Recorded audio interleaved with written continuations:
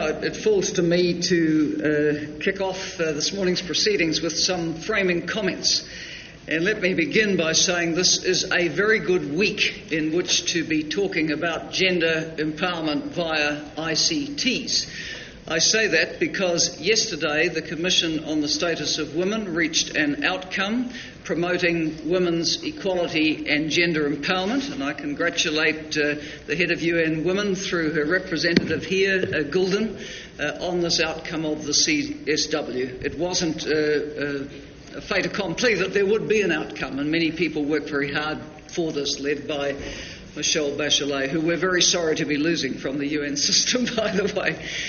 So that's the first point. The second point is, as Irina was kind enough to note, I was in Mexico City this week for the launch of the Human Development Report 2013. The President of Mexico himself presided at the launch.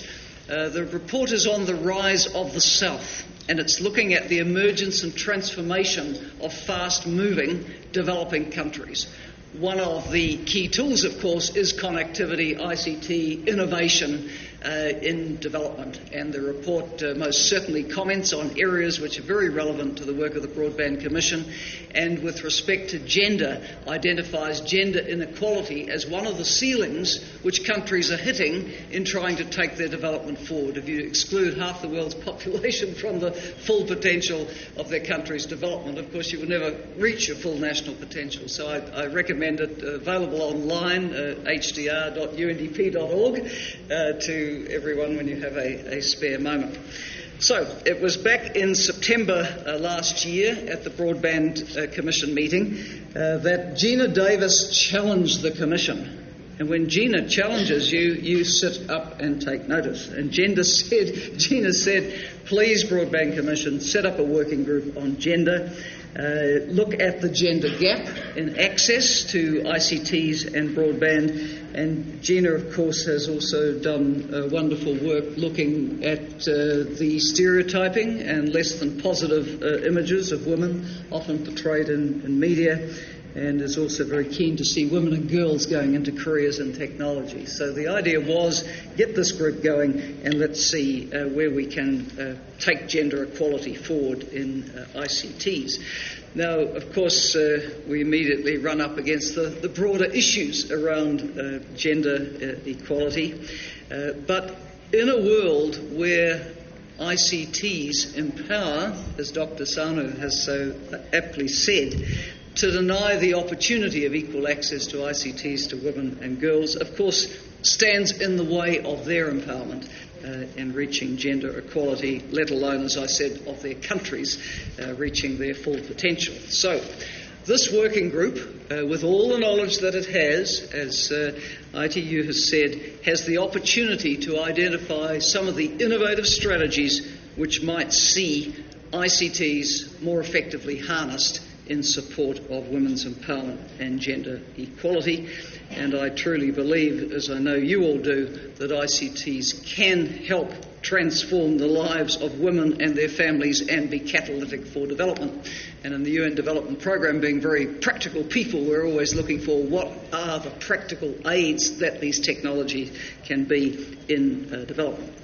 Now, everyone here is very familiar with all the facts and figures around ICTs, that they have become indispensable tools for participation in modern society and economies. That's why the gender gap matters so much. If 21% fewer women own mobile phones than men do, they are put at a disadvantage in today's world. And of course the figures, the disparities there are rather larger than that average for developing countries, reaching a 37% gap in South Asia, for example, quite a serious gap. Now, the growth in smartphones, as we all know, is exponential, giving connectivity to the web. We all want women to be able to ride the wave of the smartphone expansion and roll out too. Again, we understand that in developing countries, around a quarter fewer women have access to the internet, and in sub-Saharan Africa, that gap increases to about 45%. This is a serious gap. Why does it matter? Well, for all the reasons this very well-informed group is so familiar with.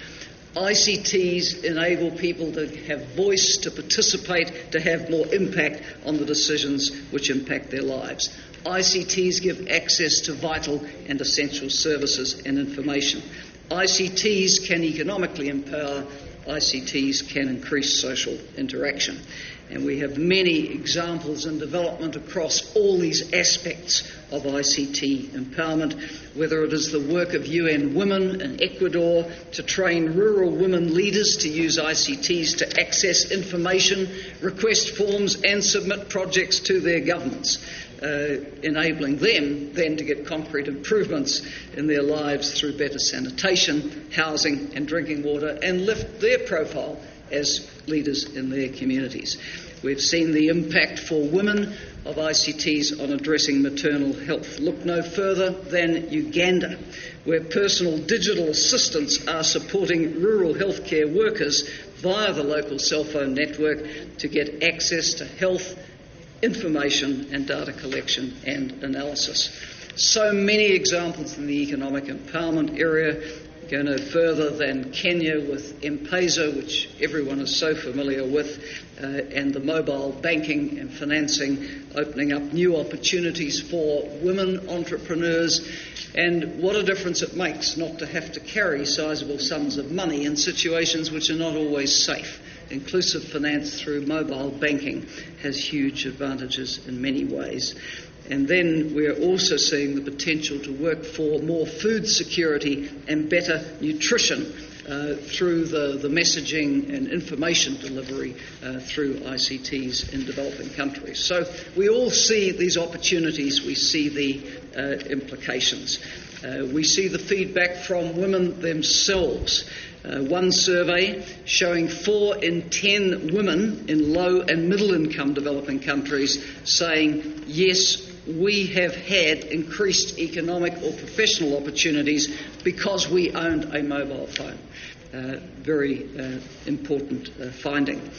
So, as we go about our work, let's be mindful of some of the long-standing inequalities which are standing in the way, because we have to then have strategies which are going to also work our way through these barriers. The attitudes, for example, in a number of societies which are not conducive to women owning and operating productive assets. Women's lack of control over financial resources or even their own mobility in a number of societies, constraints on personal security in many places, the burden of unpaid care work for women, and unequal access to education. This is the context for many of the people in this digital divide at the current time. Meaning, for example, opening a public access technology centre won't help women if the hours of operation are too late for women to travel there safely, or if women don't feel comfortable using a centre because the staff are only men or there are no designated bathrooms for the women. We have to think very practically around these issues. Now, in development, we very much see ICT rollout as a means to an end. We see the importance of going beyond closing the digital divide to closing the service and the information divide as well. We think the deployment and rollout of ICTs needs to be linked to the real challenges faced on the ground, and this working group is focusing on the challenges for women. We need rollout of the technologies, but we need rollout with equity of access and access to services. In development at the UN, we talk about MDGs with equity. I think this working group is focused on broadband with equity for women.